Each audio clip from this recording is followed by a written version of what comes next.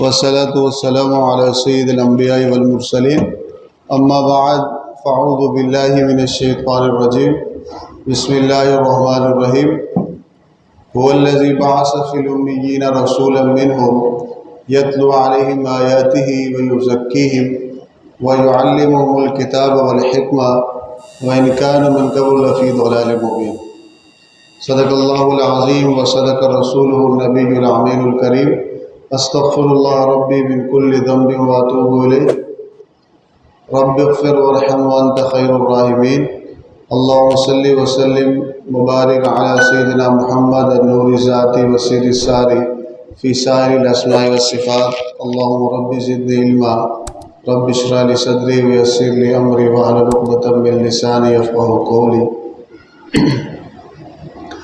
آج سیرت المصطفیٰ صلی اللہ علیہ وسلم کے عنوان سے ہماری تیسری مجلس ہے۔ سیرت پر ہم نے بات کی تھی کہ سیرت کس کو کہتے ہیں۔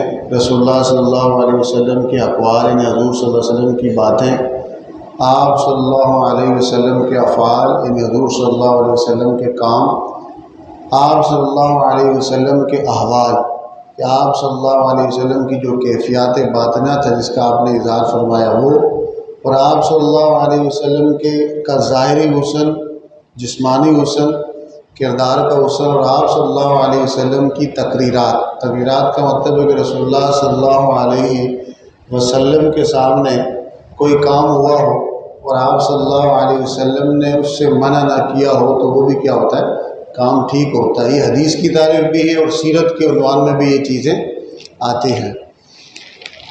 اور رسول اللہ صلی اللہ علیہ وسلم کی سیرت کو سمجھنا، آپ کے طرز عمل کو سمجھنا کیوں ضروری ہے کہ قرآن مجید کی عملی تشریح ہیں۔ آپ کیا ہے، قرآن مجید کے اندر جو جو احکامات دیے گئے ہیں اس پر رسول اللہ صلی اللہ علیہ وسلم نے عمل کر کے کیا کیا ہے، ہمیں دکھایا ہے۔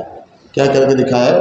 اس لیے سید عائشہ نے فرمایا تھا کان خلقہ قرآن، رسول اللہ صلی اللہ علیہ وسلم کا اخلاق ہی قرآن ہے۔ مطلب کیا ہے کہ قرآن مجید کے اندر جو جو اچھی صفات اور اچھی عادتوں کا اللہ عز و جل نے حکم دیا ہے، عقیدے میں ہوں، عبادات میں ہوں، معاملات میں ہوں، رسول اللہ صلی اللہ علیہ وسلم اس کا عملی نمونہ تھے۔ اور وہ صفات آپ صلی اللہ علیہ وسلم نے بدرجہ اتم موجود تھی، اور جن کاموں سے اللہ عز و جل نے منع کیا ہے، ناپسند کیا ہے، اور کسی مومن کو دور رہنے کا حکم دیا ہے، آپ صلی اللہ علیہ وسلم ان چیزوں سے کیا تھے، دور تھے۔ کیا تھے؟ دور تھے۔ آپ صلی اللہ علیہ وسلم کی ذات مبارکہ جو ہے قرآن مجید فرقان حمید کی عملی تشریح ہے۔ اس لیے کہا جاتا ہے کہ قرآن جو ہے اللہ کی صامت کتاب ہے، اور رسول اللہ صلی اللہ علیہ وسلم ناطق ہیں، ناطق کتاب ہے۔ یعنی قرآن کتاب تو ہے لیکن اللہ تعالیٰ کے احکام کی وہ کتاب ہے جو خاموش ہے، اور رسول اللہ صلی اللہ علیہ وسلم اللہ کے رسول ہیں لیکن قرآن مجید کی جو صامت باتیں ہیں، خاموش کتاب کا عملی مظاہرہ، بولنے والا مظاہرہ، وہ رسول اللہ صلی اللہ علیہ وسلم کی ذات مبارکہ ہے۔ کیا ہے؟ ذات مبارکہ ہے۔ کسی عربی شاعر نے بڑی خوب بات کی تھی، اس نے کہا تھا کہ ما ان مدحت مقالتی بمحمد ولکن مدحت مقالتی بمحمد ولکن مدحت مقالتی بمحمد۔ اس نے کہا تھا کہ میں اپنے جو جملے ہیں ان کے ذریعے رسول اللہ صلی اللہ علیہ وسلم کی شان یا تعریف بیان نہیں کر سکتا، بلکہ میرے جملے حضور صلی اللہ علیہ وسلم کا تذکرہ کر کے شان والے ہو جاتے ہیں۔ سمجھے بات؟ کہا کہ جب میں جو الفاظ اپنے منہ سے نکالتا ہوں، جب ان الفاظ میں تذکرہ رسول اللہ صلی اللہ علیہ وسلم کا ہو جاتا ہے تو الفاظ اور وہ جملے کیا ہو جاتے ہیں، اعلیٰ ہو جاتے ہیں، شرف والے ہو جاتے ہیں۔ اسے کہا تھا کہ ما ان مدحت محمد بمقالتی ولکن مدحت مقالتی بمحمد، میری باتیں، میری گفتگو کسی اونچی شان والی نہیں ہے کہ میری باتوں سے رسول اللہ صلی اللہ علیہ وسلم کی مدح سرائی ہوگی یا مدحت ہوگی یا تعریف ہوگی، بلکہ وہ کیا کہہ رہا ہے کہ جب میں باتوں میں رسول اللہ صلی اللہ علیہ وسلم کے عنوان کو چھیڑتا ہوں، موضوع کو چھیڑتا ہوں، ٹاپک کو چھیڑتا ہوں، تو میری باتیں کیا ہو جاتی ہیں؟ شرف والی ہو جاتی ہیں، تعریف والی ہو جاتی ہیں، سننے کے قابل ہو جاتی ہیں، پر تاثیر ہو جاتی ہیں، پر کشش ہو جاتی ہیں، اثر انداز ہوتی ہیں، انقلاب پیدا کرتی ہیں، انقلاب پیدا کرتی ہیں۔ اور آپ صلی اللہ علیہ وسلم کی یہی شان، بڑا مشہور یہ شعر ہے جو سیدنا حسان بن ثابت رضی اللہ تعالیٰ عنہ جو حضور کے صحابی ہیں، ان کا وَأَحْسَنُ مِنْكَ لَمْ تَرَ قَطُّ عَيْنِي وَأَجْمَلُ مِنْكَ لَمْ تَلِدِ النِّسَاءُ خُلِقْتَ مُبَرَّأً مِنْ كُلِّ عَيْبٍ كَأَنَّكَ قَدْ خُلِقْتَ كَمَا تَشَاءُ۔ مطلب وَأَحْسَنُ مِنْكَ لَمْ تَرَ قَطُّ عَيْنِي، آپ جیسا حسین کسی آنکھ نے دیکھا ہی نہیں۔ وَأَجْمَلُ مِنْكَ لَمْ تَلِدِ النِّسَاءُ وَأَجْمَلُ مِنْكَ لَمْ تَلِدِ النِّسَاءُ، اور عورتوں نے آپ جیسا بچہ کسی عورت کا ہوا ہی نہیں۔ خُلِقْتَ مُبَرَّأً مِنْ كُلِّ عَيْبٍ، آپ کو ایسا پیدا کیا گیا کہ آپ ہر عیب، کمی، قصور سے پاک ہیں، ہر عیب سے آپ کیا ہیں؟ پاک ہیں۔ ایسا لگتا ہے کہ کأنک قد خلقت کما تشاء، ایسا لگتا ہے کہ جیسا آپ نے چاہا آپ کے رب نے ویسے ہی آپ کو بنایا۔ رسول اللہ صلی اللہ علیہ وسلم کی ذات مبارکہ ہے، اسوہ حسنہ ہے، کامل نمونہ ہے، کامل نمونہ ہے۔ اقبال نے کہا تھا کہ ذکر و فکر علم و عرفانم توئی، ذکر بھی، فکر بھی، علم بھی، عرفان بھی آپ ہی ہیں۔ ذکر کیا ہے؟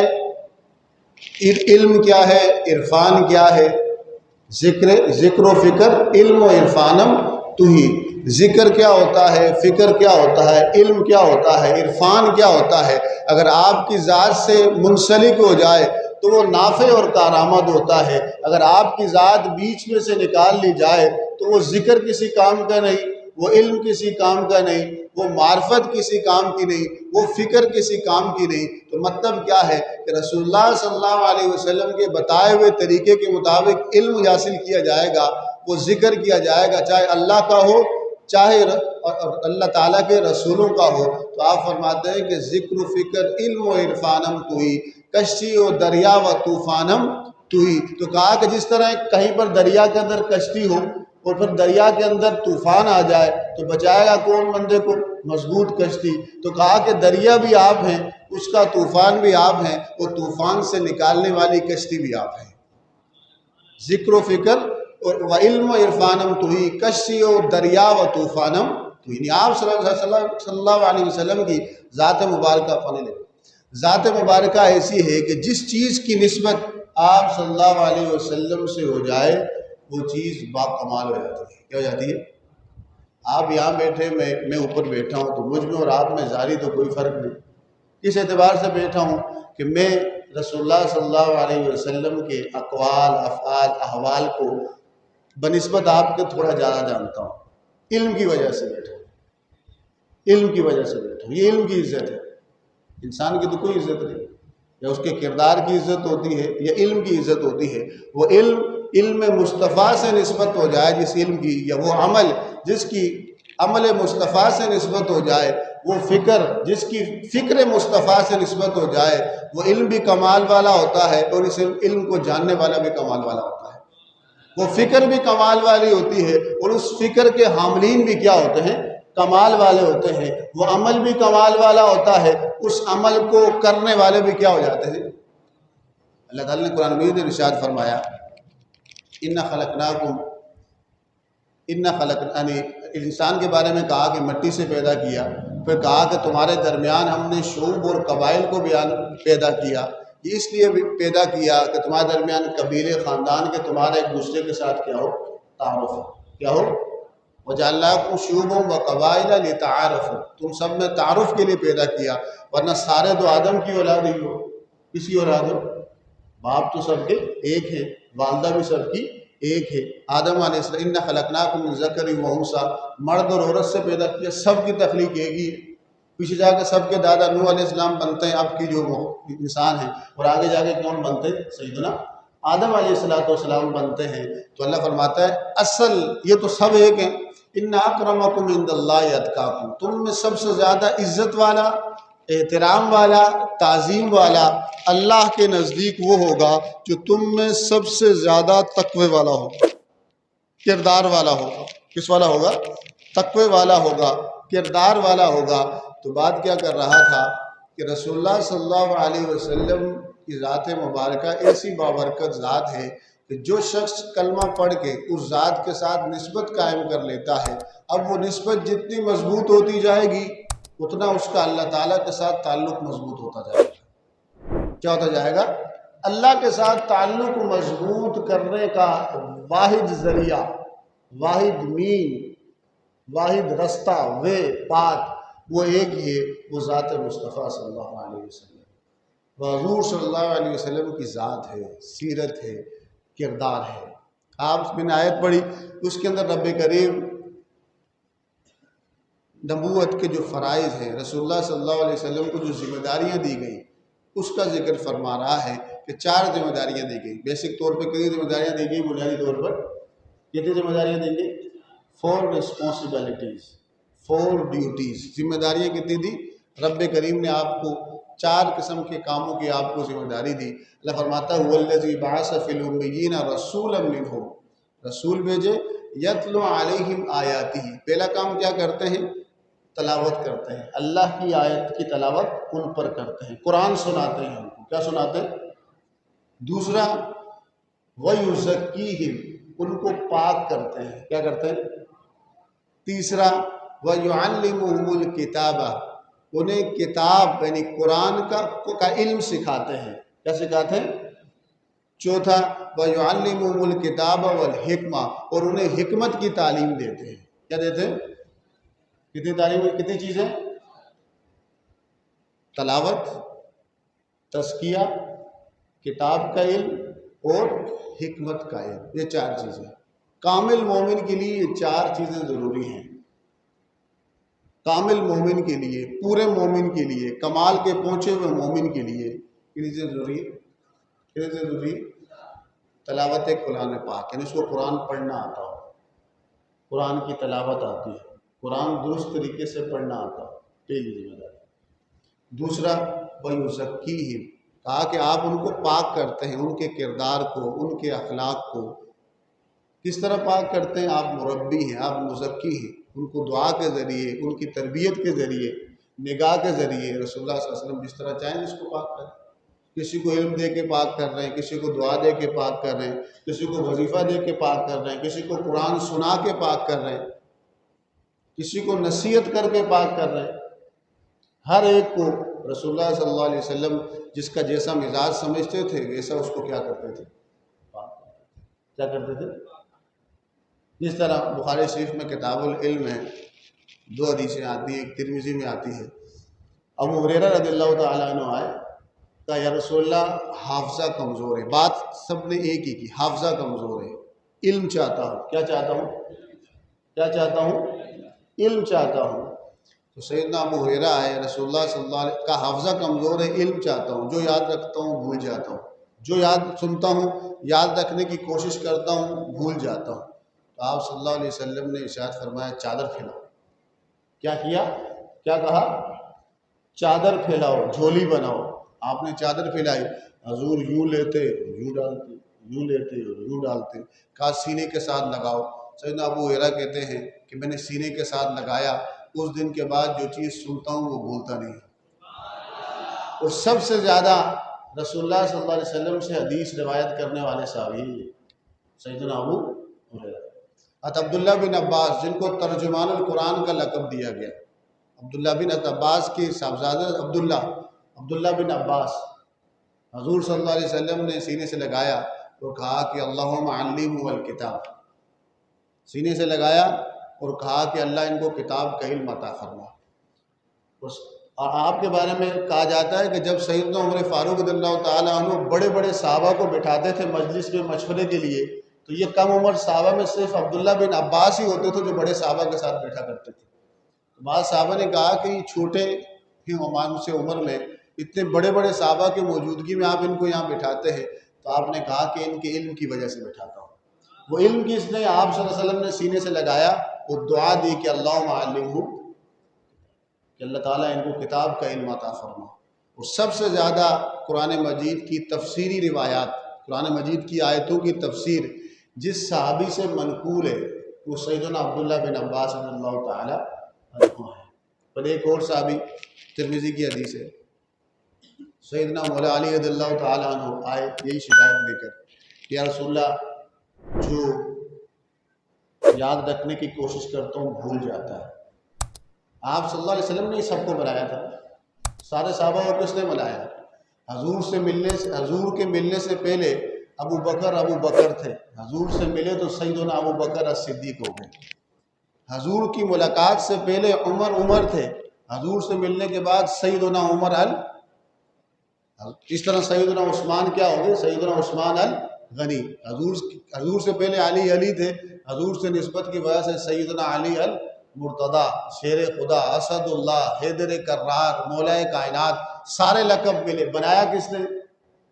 تربیت کس نے کی؟ استاد کون تھے؟ شیخ کون تھے؟ معلم کون تھے؟ مربی کون تھے؟ رسول اللہ صلی اللہ علیہ وسلم۔ وہ اپنی ہر بات حضور کے پاس آتے، سیدنا مولا علی بھی آئے، کہا یا رسول اللہ بھول جاتے۔ اس حدیث کو روایت سے عبداللہ بن عباس کرتا ہے۔ تو حضور نے کہا کہ تم نے کیا کرنا ہے، ہر جمعرات کو ایک وظیفہ بتایا کہ ہر جمعرات کو تم نے 4 نفل پڑھنے ہیں۔ کیا پڑھنے ہیں؟ یعنی آپ نے کہا اس وظیفے کو 5 جمعراتیں، 6 جمعراتیں، 7 جمعراتیں تم نے کرنا ہے۔ وظیفہ حضور نے بتایا کہ تم نے کیا کرنی ہے، 4 نفل پڑھنے ہیں۔ کیا پڑھنے ہیں؟ پہلی نفل میں سورۃ الفاتحہ کے بعد یاسین پڑھنا، دوسرے نفل میں سورۃ الفاتحہ کے بعد سورۃ الدخان پڑھنا، تیسری نفل میں سورۃ الفاتحہ،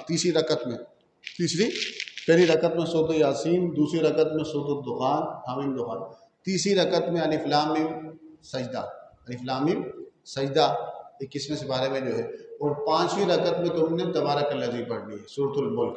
یہ 4 رکعت میں 4 صورتیں پڑھنے کے بعد پھر تم نے دعا کرنی ہے۔ سب سے پہلے اللہ کی حمد بیان کرنی ہے، تعریف کرنی ہے، اللہ کی شان کے کلمات بیان کرنے ہیں، سبحان اللہ، الحمدللہ، اللہ اکبر، یہ پھر درود شریف پڑھنا ہے۔ اس کے بعد سارے مسلمانوں کے لیے دعا کرنی ہے۔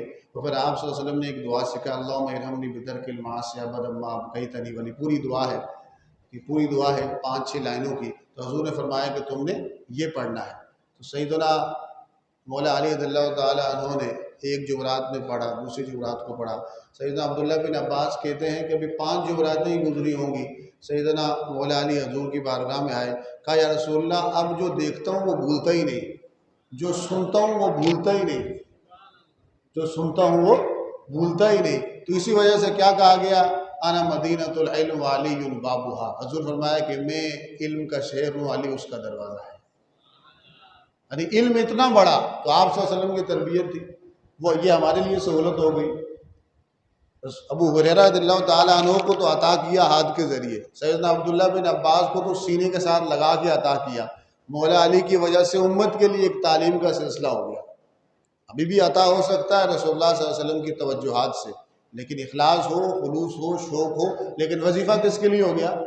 سب مسلمانوں کے لیے ہوگا۔ قیامت تک جو مسلمان چاہتا ہو کہ اس کے علم میں اضافہ ہو، اس کا حافظہ تیز ہو، اور وہ رسول اللہ صلی اللہ علیہ وسلم کے علم کا محافظ اور نگہبان بنے، تو یہ جو وظیفہ ہے، تو ترمذی شریف کے اندر آیا ہے سیدنا مولا علی رضی اللہ تعالیٰ عنہ کا کہ 5 جمعراتیں یا 6 جمعراتیں یا 7 جمعراتوں تک وہ کرے، تو اللہ تعالیٰ اس کا یہ مسئلہ کیا کرتا ہے، حل فرماتا ہے۔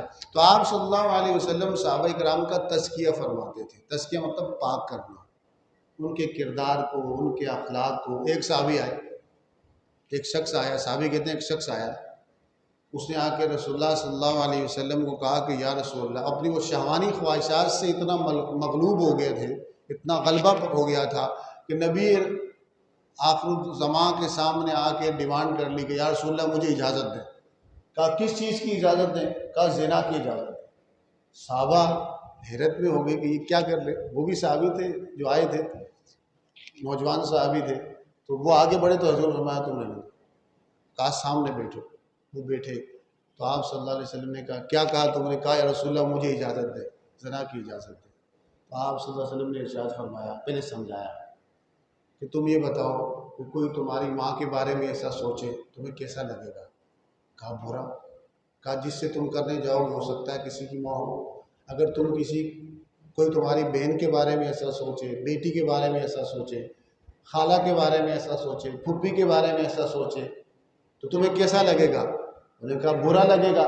تو فرمایا کہ جس کے بارے میں تم یہ بات سوچ رہے ہو وہ بھی کسی کی ہو سکتا ہے بہن ہو، بیٹی ہو، پھوپھی ہو، خالہ ہو، ماں ہو، فکری طور پر ان کا ذہن کیا تبدیل کیا کہ یہ بری بات ہے، یہ کیا ہے۔ پھر آگے کی بات کی، آپ صلی اللہ علیہ وسلم نے ان کے سینے پہ ہاتھ رکھا، ایک روایت میں سر پہ ہاتھ رکھا، تو کہا کہ اللہم طہر قلبہ وحسن فرجہ واغفر ذنبہ، اللہ اس کا دل پاک کر دے، شرمگاہ کی حفاظت کر، گناہ معاف کر دے۔ تو کہتے ہیں کہ وہ صحابی جو تھے جن کے بارے میں حضور نے یہ دعا کی، مدینے میں ان سے زیادہ شرمیلا کوئی تھا ہی نہیں، اس کے بعد ان سے زیادہ پاکیزہ کردار کا کوئی تھا ہی نہیں۔ مطلب یہ کہ ان کا دل ہی اس چیز سے کیا ہو گیا، کنورٹ ہو گیا، چینج ہو گیا، برائی سے خیر کی طرف کیا ہو گیا، مائل ہو گیا، اور پھر وہ نگاہیں نیچی کر کے چلا کرتے تھے۔ تو آپ صلی اللہ علیہ وسلم نے دعا بھی کی اور سینے پہ ہاتھ بھی لگایا۔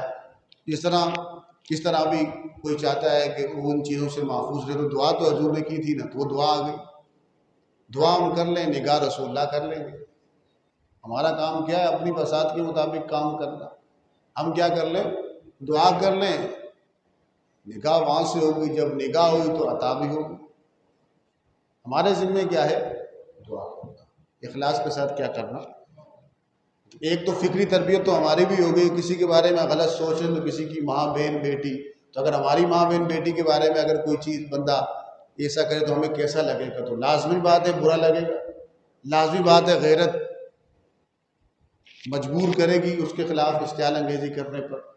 فکری طور پر تو بات کر دی، کسی کے بارے میں اگر برا خیال آنا اور ہے، خیال لانا اور ہے، لا کے اس پہ عمل کرنا اور ہے، اس کو ذہن میں رکھیے۔ خیال آنا یہ آپ کے اختیار میں نہیں ہے۔ الذی یوسوس فی صدور الناس، سینوں میں وسوسہ وہ ڈالتا ہے، من الجنۃ والناس، انسان بھی ڈالتے ہیں، برے دوست ہوں وہ بھی شیطان ہے، اور جنات میں سے بھی ڈالتے ہیں۔ برا خیال آنا، لاکھوں خیال آتے ہیں، کروڑوں خیال آتے ہیں، خیال آنا اور بات ہے، خیال لانا اور بات ہے، خیال آیا پکڑ لینا اور بات ہے۔ ایک خیال آیا جھٹک دو نہیں، اس پر پھر پوری عمارت تعمیر کرنا شروع کر دو۔ جس طرح نماز میں خیال آیا کہ آج برگر کھاؤں گا، آیا تھا، شیطان نے ڈالا ہوگا۔ باقی برگر کہاں کھانا ہے، کتنا کھانا ہے، کس طرح کھانا ہے، کون سا لینا ہے، برگر کی قسم کون سی ہوگی، یہ اس نے نہیں ڈالا، یہ سب کچھ آپ خود کر رہے ہو۔ یہ خیال آیا، اس کو پکڑ لیا کہ جانا نہیں رہی، آگے سارے تبصرے میں خود کروں گا، اس پر جو مرچی مسالے میں خود لگاؤں گا۔ خیال آنا بری بات نہیں ہے، ایک تو خیال لانا بری بات ہے کہ زبردستی سوچنا، یا کوئی ایسی چیز دیکھنا، کوئی ایسی مجلس میں جانا، یا ایسے کو دوست بنانا کہ جو برا خیال ڈالتا ہے، یہ بھی بری بات ہے۔ خیال آ جائے جھڑک دو۔ آپ صلی اللہ علیہ وسلم نے ارشاد فرمایا، ان الشیطان جاسم علی قلب ابن آدم، شیطان جو ہے ابن آدم یعنی انسان کے دل کے بارے میں دیکھ رہا ہے، گھات لگا کے بیٹھا ہوا دیکھ رہا ہے، کیا کر رہا ہے؟ کہ اذا ذکر اللہ خنسا، جیسے ہی بندہ ذکر کرتا ہے شیطان بھاگ جاتا ہے۔ وَإِذَا غَفَلَ وَسْوَسَ، جیسے ہی غافل ہوا ذکر سے اس نے خیال ڈال دیا۔ تو ہماری غفلت کی وجہ سے شیطان وسوسے پر قادر ہوتا ہے۔ ذاکر بندے پر شیطان قادر نہیں ہو سکتا۔ تو زبان سے بھی ذکر کیا جائے اور ذکر خفی بھی کیا جائے۔ ذکر خفی تو ہر وقت ہوتا ہے، تو زبان سے بھی ذکر کیا جائے، کیونکہ حدیث میں کیا بتایا جا رہا ہے کہ وسوسہ کب آتا ہے؟ ذاکر دل پر نہیں آتا، غافل دل پر آتا ہے۔ کس پر آتا ہے؟ اور ذکر کرنے والے کے بارے میں حضور فرمایا جو ذکر کرتا ہے شیطان خنسا، بھاگ جاتا ہے، لیکن جو غفلت ذکر چھوڑتا ہے تو شیطان اس میں کیا ڈالتا ہے؟ تو خیال آنا بری بات نہیں ہے، آ گیا اگنور اٹ، اوائڈ اٹ، چھوڑ۔ لیکن آیا اس کے پرزے لگانا، اس کا پورا ایک خاکہ تیار کرنا، یہ ہماری طرف سے ہوتا ہے، یہ بھی نہیں کرنا۔ خیال لانا وہ کس طرح ہوگا؟ بری مجلس، بری سنگت، برے دوست، وہ خیال دیتے ہیں، برا خیال دیتے ہیں، یہ کر لو، یہ کر لو، یہ کر لو، ان سے پرہیز کی جائے۔ فلا تقعد بعد الذکری مع القوم الظالمین، پتہ چل جائے تو ایسے ظالموں کے پاس بیٹھے ہی نہ جو برائی کی طرف کیا کرتے ہیں، برائی کی طرف کیا کرتے ہیں۔ اسی لیے حضور نے فرمایا کہ المرء علی دین خلیلہ، انسان اپنے دوست کے مزاج پر ہوتا ہے۔ کس کے مزاج پر ہوتا ہے؟ کس کے مزاج پر ہوتا ہے؟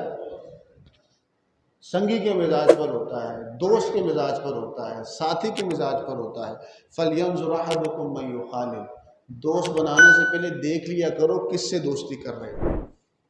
اگر وہ برا ہوا تو میں برائی میں ڈال دے گا، وہ غلط کام کرتا ہوا، جس کا غلط کام ہے وہ ملوث ہوگا تو وہ بھی اس میں ڈال دے گا۔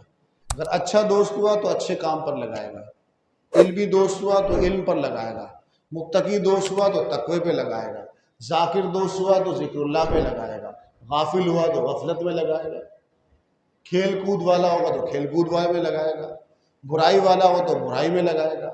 کس میں لگائے گا؟ ایک اور روایت میں آپ صلی اللہ علیہ وسلم ارشاد فرماتے ہیں کہ اچھے دوست کی مثال خوشبو والے کی طرح ہے۔ کس کی طرح ہے؟ اور برے دوست کی مثال کس کی طرح ہے؟ جو لوہا کوٹتا ہے، کیا کہتے ہیں اس کو؟ لوہار کی طرح ہے۔ کس کی طرح ہے؟ کہا کہ خوشبو والے کے پاس آپ جاؤ تو تین کام ہوں گے، یا تو وہ آپ کو دے دے گا، یا آپ اس سے لے لو گے، یا ایسے ہی اٹھ کے چلے جاؤ گے، تینوں میں تمہیں فائدہ ہے۔ کہا کہ یا اس نے دے دیا تو تمہیں کچھ مل گیا، تب بھی خوشبو آئے گی، تم نے لے لیا، اگر تم نے لیا بھی نہیں اس نے دیا بھی نہیں، تم اٹھ کے گئے تو خوشبو ضرور آئے گی۔ عطار کی دکان پہ خوشبو ضرور آتی، ویسے آپ عطر والے کے پاس جائیں تو عطر لگاتا ہے، پیسے نہیں بھی ہو تو عطر چیک کراتا رہتا ہے۔ تو کہا کہ تینوں صورتوں میں تمہارا فائدہ ضرور ہے۔ اچھے دوست کی سنگت، فائدہ کیا ہے؟ اچھا دوست کم سے کم اچھا ہوا، تم اس کے پاس گئے تو اس نے تمہیں اچھائی پہ لگا دیا، اس نے نہیں لگایا تو تم اچھا اس کو دے کر اچھائی پر لگ گئے، تم اس کو دے کر اچھائی پہ نہیں لگے، اس نے بھی نہیں لگایا۔ تیسری صورت ضرور ہوگی کہ جب تک اس کے پاس بیٹھے رہو گے گناہوں سے دور رہو گے، گناہوں سے۔ دوسری مثال، برے دوست کی مثال کس کی طرح ہے؟ لوہار کی طرح ہے۔ کس کی طرح ہے؟ جو بھٹی پر بیٹھ کر لوہا کیا کر رہا ہوتا ہے؟ کوٹ رہا ہوتا ہے۔ تو کہا کہ لوہار کی مثال جاؤ گے تو نقصان دو ہی ہے، یا تو وہاں لوہار کے پاس بیٹھو گے تو کیا ہوگا؟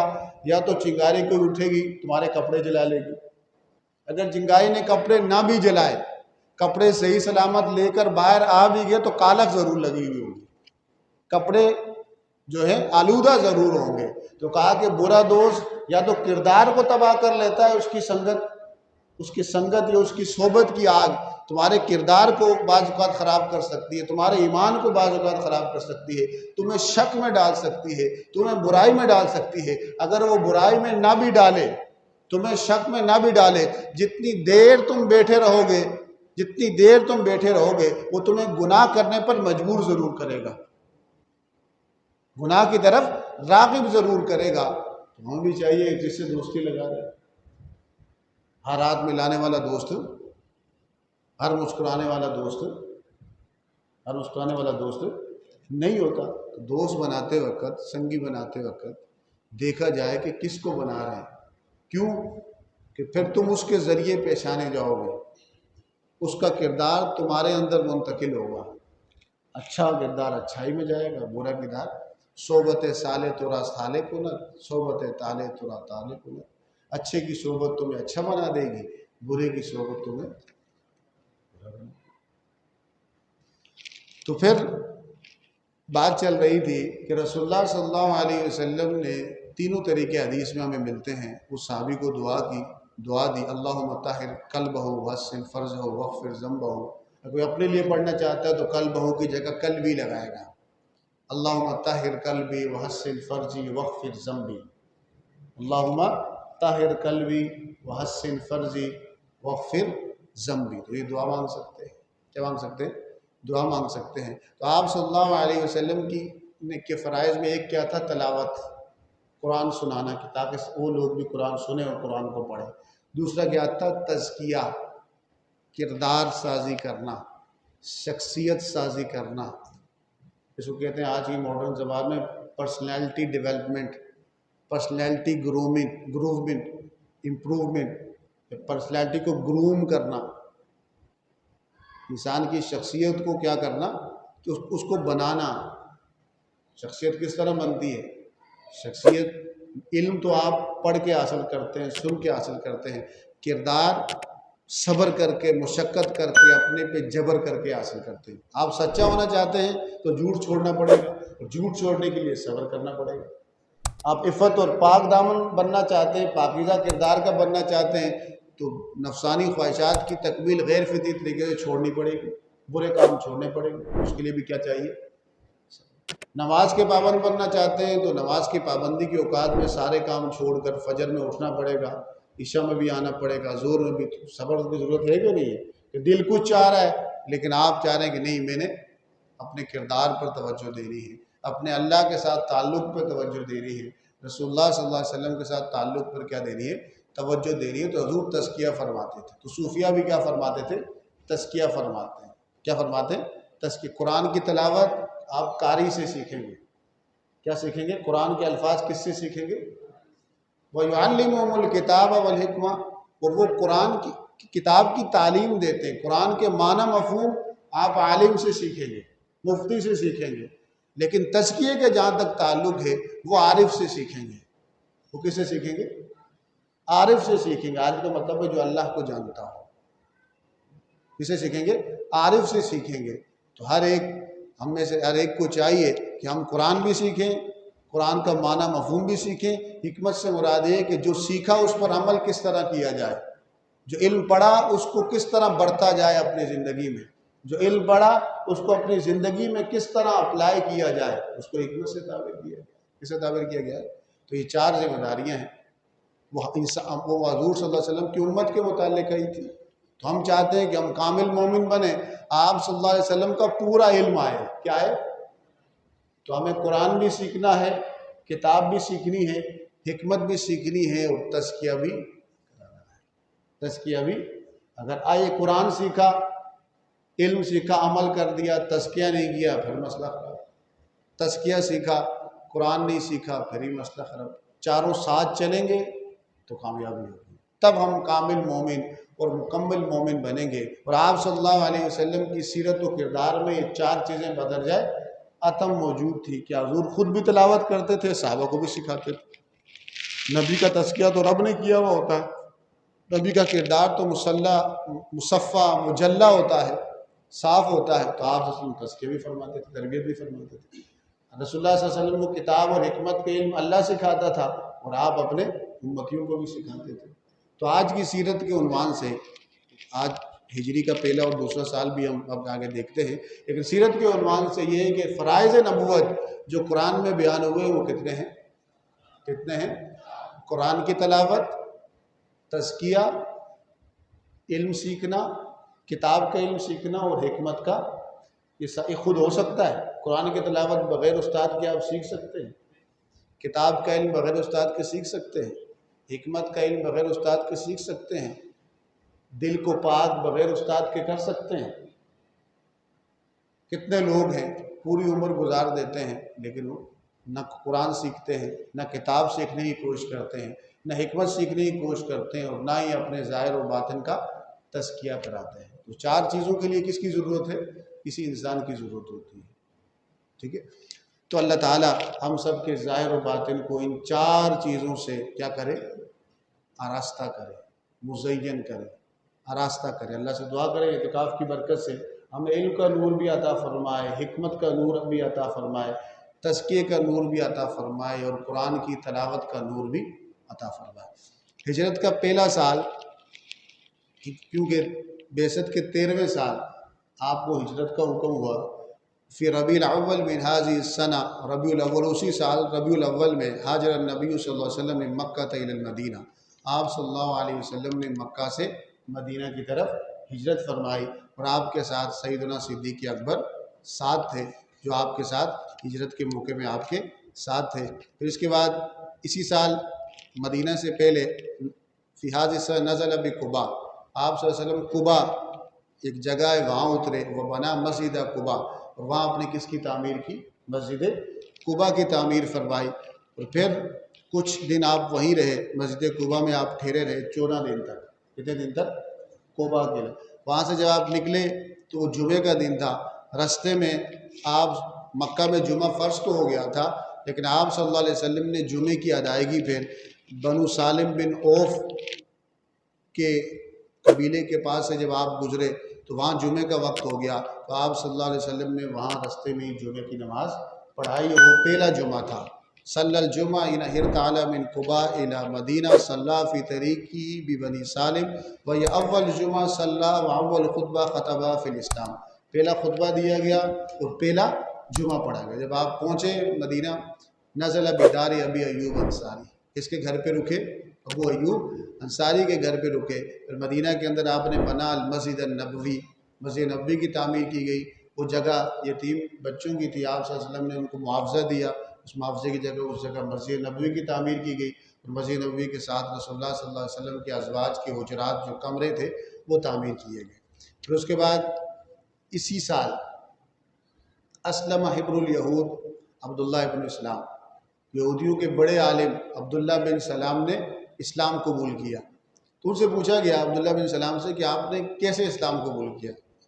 جب ان سے پوچھا گیا تو کہہ رہے کہ مجھے پتہ چل گیا تھا کہ رسول اللہ صلی اللہ علیہ وسلم آ رہے ہیں، تو میں ان کو دیکھنے کے لیے، ان کی زیارت کے لیے نکلا کہ بھئی اللہ کے رسول ہیں، اللہ کے رسول ہونے کا دعویٰ کیا ہے، تو جا کے دیکھوں کہ کیسے ہیں. تو کہہ رہے میں نے جا کے آپ صلی اللہ علیہ وسلم کو جیسے ہی حضور کا چہرہ دیکھا، عرفت ان وجہہ لیس بوجہ کذاب، میں نے جان لیا کہ اتنا خوبصورت چہرہ کبھی جھوٹ نہیں بول سکتا.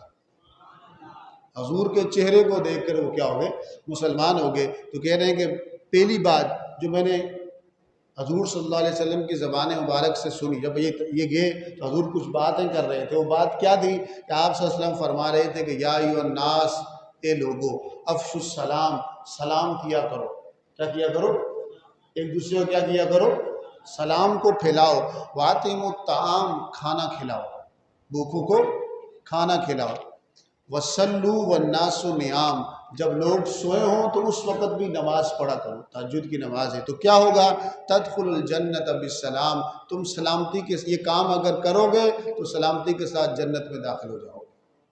آپ کہتے ہیں میں نے آپ صلی اللہ علیہ وسلم سے 3 سوال پوچھے تھے. عبداللہ بن سلام کہتے ہیں کہ میں نے حضور سے 3 سوال پوچھے، کیونکہ یہ عالم دین تھے، اور یہ کہتے ہیں کہ وہ 3 سوال نبی جان سکتا تھا. تو میں نے پہلا سوال پوچھا ما اول اشراط الساعہ، قیامت کی پہلی نشانی کیا ہے. دوسرا سوال پوچھا ما اول طعام یاکل اہل الجنہ، جنتی لوگ جب جنت میں جائیں گے تو پہلا کھانا انہیں کیا دیا جائے گا. تیسرا سوال پوچھا کہ جب بچہ پیدا ہوتا ہے تو وہ ماں کی شکل پہ کیوں جاتا ہے، بعض اوقات باپ کی شکل پہ کیوں جاتا ہے، اس کی وجہ کیا ہے. تو آپ صلی اللہ علیہ وسلم نے ارشاد فرمایا، اس کو جواب دیا کہ قیامت کی پہلی نشانی تو یہ ہوگی کہ ایک آگ ہوگی، آگ نکلے گی، وہ لوگوں کو مشرق سے مغرب کی طرف کیا کر لے گی؟ جمع کر لے گی. پہلے سوال کا جواب دیا. تو کہا کہ دوسرے سوال کا جواب کہ جنتی لوگ جنت میں پہلا کھانا کیا کھائیں گے، تو کہا کہ وہ مچھلی کی کلیجی کی طرح کی کوئی چیز ہوگی، مچھلی کی کلیجی ہوگی. تو تیسرا سوال کہ ایسا کیوں ہوتا ہے کہ بعض اوقات بچہ ماں کی شکل پہ چلا جاتا ہے، بعض اوقات باپ کی شکل پہ چلا جاتا ہے. تو آپ نے فرمایا کہ جس کا پانی غالب آ جائے تو بچہ اسی کی شکل پہ جاتا ہے، باپ کا غالب آ جائے تو باپ کی شکل پہ چلا جاتا ہے، ماں کا غالب آ جائے تو ماں کی شکل پہ چلا جاتا ہے. فیہا بعث النبی صلی اللہ علیہ وسلم الی بناتی و زوجتی سودا بنت زمعہ زید بن حارثہ و رافع فحملہن مکہ المدینہ معد زینب وفی حاجر آل ابی بکر الصدیق. اسی سال آپ صلی اللہ علیہ وسلم نے 3 لوگوں کو بھیجا مکہ کہ وہ حضور صلی اللہ علیہ وسلم کی ازواج کو، حضور کی بیٹیوں کو مکہ سے مدینہ لے آئے. تو اسی طرح سیدنا صدیق اکبر کی جو فیملی تھی وہ بھی مکہ سے، انہوں نے بھی مدینہ ہجرت کر لی. اور پھر ربیع الآخر من هذه السنہ، ربیع الاول کے بعد جو اگلا مہینہ آتا ہے ربیع الثانی جس کو کہتے ہیں، اس میں زید فی صلاۃ الحضر رکعتان وکانت صلاۃ الحضر والسفر رکعتین. پہلے 2 رکعتیں پڑھی جاتی تھی سفر اور حضر میں. تو کہا گیا کہ بھئی سفر کی نمازیں تو 2 ہی، 4 رکعت والی نماز میں کتنی ہوگی؟ 2 ہوگی.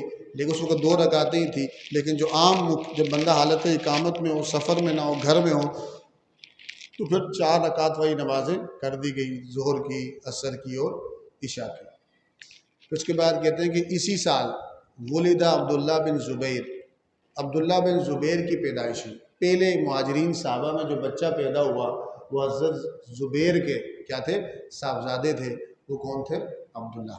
وَأَوَّلُ مَوْلُودٍ لِلْمُهَاجِرِينَ فِي الْإِسْلَامِ۔ اسی طرح انصار جو صحابی تھے تو ان میں پہلا بچہ جو پیدا ہوا حضور کی ہجرت کے بعد، پہلا بچہ جو پیدا ہوا وہ نعمان بن بشیر تھے۔ نعمان بن بشیر تھے، ہجرت کے بعد یہ پہلے بچے پیدا ہوئے تھے۔ تو کہہ رہے ہیں کہ اسی سال حضور کے صحابہ میں سے دو صحابہ کا انتقال ہوا، کلثوم بن ہدم اور اسد بن زرارہ۔ تو اسی سال اذان مشروع کی گئی کہ اذان کس طرح دی جائے۔ فرشتے نے آ کر مشورہ کیا صحابہ سے، ایک فرشتے نے آ کر، دو تین صحابہ نے خواب دیکھا، خواب میں فرشتے نے آ کر ان کو اذان کے کلمات سکھائے، اور آپ صلی اللہ علیہ وسلم نے سیدنا بلال کو کہا کہ آپ اذان کے کلمات کہیں۔ اور یہ جو روایت مشہور ہے کہ سیدنا بلال کی زبان موٹی تھی، وہ جو ہے صحیح تلفظ نہیں کر سکتے تھے، تو ایسی کوئی بات نہیں، ان کی آواز بڑی خوبصورت تھی اور بڑی بلند تھی، اسی وجہ سے رسول اللہ صلی اللہ علیہ وسلم نے ان کو مؤذن بنایا تھا۔ باقی جو روایت کی پیش کی جاتی ہے کہ زبان موٹی تھی، اذان نہیں دی، وہ صبح نہیں ہوئی، تو یہ سب جھوٹ ہے، یہ من گھڑت روایت ہے، یہ موضوع روایت ہے، اس کی کوئی شرعی حیثیت نہیں ہے۔ قوال نے پڑھ لی، مشہور ہو گئی، عزیز میاں نے پڑھ لی، لوگ قوال سنتے رہے اور اس پہ تبصرے شروع کر دیے۔ بعض جگہ یہ روایت ذکر کی جاتی ہے، لیکن یہ جو علم حدیث کا جو پیمانہ ہے اس کی روح سے یہ روایات ٹھیک نہیں ہے۔ سیدنا بلال رضی اللہ تعالی عنہ کی آواز بہت زیادہ خوبصورت تھی، روایت میں آتا ہے بہت زیادہ تیز تھی، بلند تھی، اس وجہ سے آپ صلی اللہ علیہ وسلم نے ان کو کیا بنایا تھا؟ مؤذن بنایا تھا۔ وفی عقد النبی معاہدہ مع الیہود بالمدینہ، اسی سال آپ صلی اللہ علیہ وسلم نے جو یہودی قبائل تھے مدینہ میں، بنو قینقاع، بنو نذیر، بنو قریظہ، ان کے ساتھ، انصار اوس اور خزرج کے تھے، باقی یہودی قبائل تھے، ان کے ساتھ ایک معاہدہ کیا کہ بھئی معاہدہ کیا گیا ان کے ساتھ کہ سب کی جان مال عزت آبرو محفوظ رہے گی، سرحدوں کی سارے مل کر حفاظت کریں گے، حق کے دفاع سب استعمال کریں گے، اور کوئی کسی کے خلاف دشمن کی مدد نہیں کرے گا۔ یہ معاہدہ ہوا، اور ان سب کی جان مال عزت آبرو کی حفاظت کی ذمہ داری کس نے لی؟ رسول اللہ صلی اللہ علیہ وسلم نے لی، اور حاکمیت اعلی اللہ کی اور حضور اللہ کی جو نیابت میں رسول اللہ صلی اللہ علیہ وسلم سب کے کیا مقرر ہوئے؟ بڑے مقرر ہوئے۔ پھر رمضان من هذه السنہ، اسی سال رمضان میں، ایک ہوتا ہے غزوہ اور ایک ہوتا ہے سریہ۔ سریہ کا مطلب ہے، غزوہ کا مطلب بھی ہے جہاد کرنا، سریہ کا مطلب بھی ہے جہاد کرنا، جنگ کے لیے جانا، لیکن وہ جنگیں جس میں آپ صلی اللہ علیہ وسلم خود شریک ہوئے اس کو غزوہ بولتے ہیں، اور جس میں آپ صلی اللہ علیہ وسلم نے کسی کو بڑا بنا کر، کسی صحابی کو بڑا بنا کر بھیجا ہو، امیر قافلہ بنا کر بھیجا ہو، اس کو سریہ کہتے ہیں۔ تو سریہ حمزہ بن ابی طالب ہوئی الی سیف البحر، جو آپ صلی اللہ علیہ وسلم نے بحر، سیف بحر علاقے کی طرف بھیجی تھی تاکہ جو مشرکین کا جو قافلہ ہے اس کو دیکھیں۔ جنگ وغیرہ نہیں ہوئی، یہ گئے اور پھر واپسی آگے۔ اسی سال شوال میں سریۃ عبیدہ بن حارث بن عبد المطلب الی بطن رابغ، ایک اور صحابی عبیدہ بن حارث کو آپ صلی اللہ علیہ وسلم نے بطن رابغ علاقے کی طرف بھیجا تاکہ کفار کا جو قافلہ جا رہا ہے اس کو دیکھیں، لیکن جنگ یہاں بھی نہیں ہوئی۔ وفی شوال فی الحاظ سنہ بنا النبی صلی اللہ علیہ وسلم بام المومنین عائشہ، اسی سال شوال میں سیدہ عائشہ صدیقہ کی کیا ہوئی؟ رخصتی ہوئی۔ وفی ذوالقعدہ من هذه السنہ کان سریۃ سعد بن ابی وقاص الی الخراء، ذوالقعدہ میں ایک اور حضور صلی اللہ علیہ وسلم نے قافلہ یعنی جنگ کے لیے لوگ بھیجے، جس میں سعد بن ابی وقاص کو بڑا بنایا گیا، لیکن جنگ کی نوبت نہیں آئی۔ فی ذوالقعدہ من هذه السنہ اخى النبی صلی اللہ علیہ وسلم بین المہاجرین والانصار، اسی سال ذوالقعدہ میں آپ صلی اللہ علیہ وسلم نے مہاجرین اور انصار صحابہ کے درمیان مواخات کا رشتہ قائم کیا، بھائی چارے کا رشتہ قائم کیا کہ ایک دوسرے کے ساتھ کیا کریں گے؟ یہ تعاون کریں گے، خیال رکھیں گے۔ پھر یہ تو ہوگی پورے۔ پھر اس کے بعد السنۃ الثانیہ من الہجرہ، ہجرت کے دوسرے سال سفر کے مہینے میں آپ صلی اللہ علیہ وسلم غزا رسول اللہ صلی اللہ علیہ وسلم غزوۃ العبوہ حتی بلغ ودان، وہی اول غزوۃ غزا بنفسہ الشریفہ فداء ابی و امی، پہلا غزوہ، پہلا جنگی لشکر جس کے اندر آپ صلی اللہ علیہ وسلم خود شریک ہوئے، لیکن جنگ کی نوبت نہیں آئی۔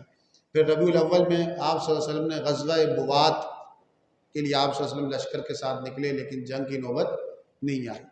پھر ربیع الاول کے اندر غزا رسول اللہ صلی اللہ علیہ وسلم غزوۃ بدر الاولیٰ، ایک بدر آخرہ بدر اولیٰ، حتی بلغ وادی صفوان، وہاں بھی جنگ کی نوبت نہیں آئی۔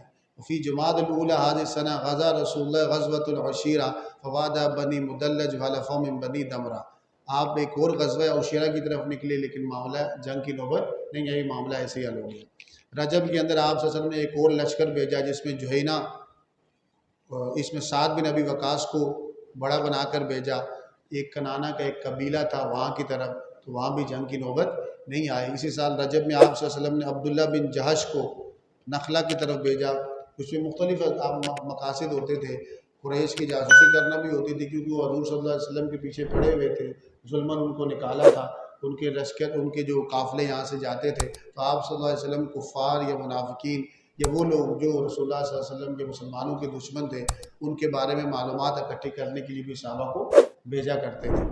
اور پھر رجب شعبان میں آپ صلی اللہ علیہ وسلم کی طرف وحی اتری کہ کعبہ کو جو ہے کیا کر لیا جائے، بتحویل القبلہ من بیت المقدس الی کعبۃ المشرفہ وهو اول نسق وقع فی الاسلام۔ پہلے حضور صلی اللہ علیہ وسلم جب مدینہ آئے تو 16 مہینے تک بیت المقدس کی طرف، فلسطین کی طرف منہ کر کے نماز پڑھتے رہے۔ آپ صلی اللہ علیہ وسلم کی چاہت یہ تھی کہ مکہ کی طرف منہ کریں، تو اللہ تعالیٰ نے قرآن کی آیتیں اتاری، بیت المقدس کا قبلہ منسوخ ہو گیا اور کعبۃ اللہ کی طرف مسلمان منہ کر کے نماز پڑھنے لگ گئے۔ اسی سال شعبان میں ہجرت کے دوسرے سال فرض صیام و رمضان کے روزے فرض کیے گئے۔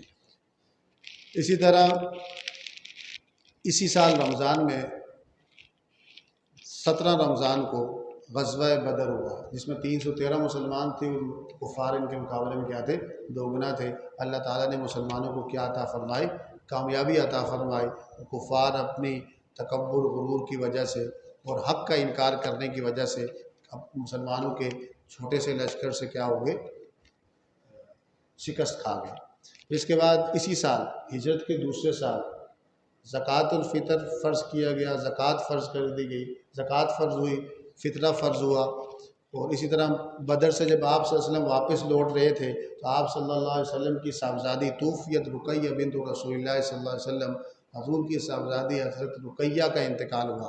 اس سال رمضان میں عمیر بن عدی نے اسماء بنت مروان، یہودی ایک عورت تھی جو مسلمانوں کو تکلیف دیا کرتی تھی مختلف انداز سے، اسی صحابی نے ان کو کیا کر لیا، قتل کر لیا۔ اسی سال آپ صلی اللہ علیہ وسلم لوگوں کو لے کر عیدگاہ کی طرف گئے، رمضان کے بعد پہلی عید پڑھائی گئی، یعنی ہجرت کے دوسرے سال، اور یہ پہلی دفعہ تھا جس میں آپ صلی اللہ علیہ وسلم نے تمام صحابہ کو لے کر آپ عیدگاہ کی طرف آئے تھے۔ اس سال شوال میں سالم بن عمیر نے ابا عفق یہودی کو قتل کیا کیونکہ وہ آپ صلی اللہ علیہ وسلم کے بارے میں نازیبہ جملے بولتا تھا اور دشمن تھا۔ شوال میں اسی سال ہجرت کے دوسرے سال آپ صلی اللہ علیہ وسلم نے بنو سلیم کا غزوہ کے ساتھ جنگ کا معاملہ ہوا، یہاں تک کہ بلغ القدر، لیکن یہ کہ وہاں پر بھی جنگ کی نوبت نہیں آئی۔ غزوہ بدر کے ایک مہینے بعد حضور صلی اللہ علیہ وسلم کی صاحبزادی حضرت زینب جو مکہ سے جو نے ابھی ہجرت نہیں کی تھی، وہ بھی ہجرت کر کے آپ صلی اللہ علیہ وسلم کے پاس تشریف لے آئے۔ اسی سال ہجرت کے دوسرے سال تزوج علی بن ابی طالب فاطمہ بنت رسول اللہ صلی اللہ علیہ وسلم، حضور سیدنا مولا علی رضی اللہ تعالیٰ عنہ کا نکاح سیدہ کائنات سیدہ فاطمہ الزہرا رضی اللہ تعالیٰ عنہ سے ہو گیا۔ اسی سال عمیر بن وہب الجہمی، یہ بڑے سردار تھے، یہ حضور کی علامات نبوت دیکھ کر یہ کیا ہو گئے، ایمان انہوں نے قبول کیا۔ اس سال شوال کے اندر بنو کینکا یہودی قبیلے نے جو معاہدہ کیا تھا اس کو توڑا، تو آپ صلی اللہ علیہ وسلم نے پھر ان کا محاصرہ کیا اور ان کو مدینہ سے کیا کر دیا گیا، نکال لیا گیا۔ ذوالحجہ کے اندر غزوۃ السویق پیش آیا، سویق کہتے ہیں ستو کو، جب مسلمان گئے، حضور صلی اللہ علیہ وسلم کے ابو سفیان اپنے لشکر کے ساتھ تھے، جب حضور صلی اللہ علیہ وسلم گئے تو وہ لوگ بھاگے اور پیچھے بہت سارے سویق چھوڑ کے چلے گئے اور صحابہ نے اس کو جمع کیا، اسی نسبت سے غزوہ سویق اس کو کہا جاتا ہے۔ اسی سال ذوالحجہ کے اندر ہجرت کے دوسرے سال حضرت عثمان بن مظعون کا انتقال ہوا، انہیں جنت البقیع میں دفن کیا گیا۔ یہ پہلے مہاجرین صحابی ہیں جن کا مدینے میں کیا ہوا، انتقال ہوا۔ اسی سال آپ صلی اللہ علیہ وسلم نے دیت کے احکام لکھوائے، اور وہ دیت کے احکام، کوئی مر جائے تو اس کی دیت کتنی ہوگی، وہ احکام آپ صلی اللہ علیہ وسلم نے اپنی جو تلوار تھی اس کے ساتھ کیے ہوئے تھے، باندھے ہوئے تھے۔ اسی سال عید الاضحیٰ کے موقع پر آپ صلی اللہ علیہ وسلم نے دحا رسول اللہ صلی اللہ علیہ وسلم بکبشین، 2 دمبوں کا، مینڈوں کی قربانی کی۔ حضور نے فرمایا کہ احدہما عن امتی والآخر عن محمد وآلہ۔ حضور نے فرمایا کہ اس میں سے ایک مینڈے کی قربانی میں نے پوری امت کی طرف سے کی ہے، اور دوسرا مینڈا حضور نے فرمایا کہ میری اور میرے فیملی کی طرف سے۔ تو یہ دوسرے سال کے جو ہجرت کے دوسرے سال کے جو واقعات تھے، یہ مختصر انداز سے آپ کے گوش گزار کیے ہیں۔ تو اللہ عز و جل سے دعا ہے کہ جو کچھ سنا اس پر عمل کرنے اور دوسروں تک پہنچانے کی توفیق نصیب فرمائے۔ وما علیہ الا البلاغ المبین۔